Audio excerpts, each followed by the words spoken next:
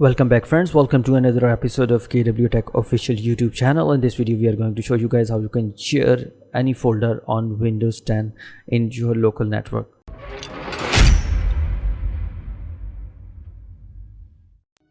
So first of all, what you need to do is create a new folder and rename it as share and press enter.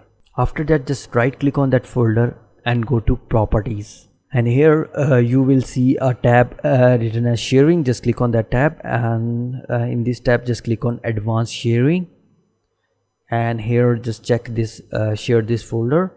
And after that, here you see a lot of options that comment. If you want to show any comment, just written down here.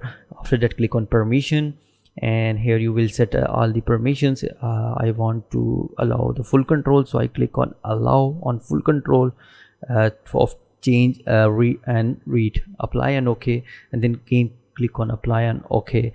And this is the network path you have to use in other PC in order to access this folder.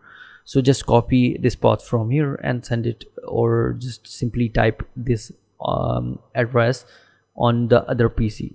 And here just click on advanced option, and here you see we have given the full control.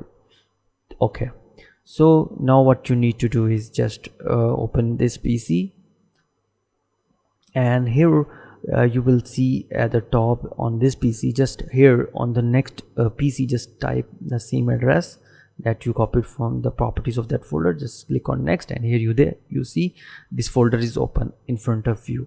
But in a new PC or in other PC, you might have some kind of warning, a yellow warning to allow discovery. Just click on that and allow the discovery option, and after that you will able to reach this folder. And after that you can share any data with the help of this network, with the help of this folder. And I hope that this video will be helpful for you. If you find it helpful, do subscribe our channel KW Tech Official. Inshallah, we will meet you again in the next video. Take care and have a nice day.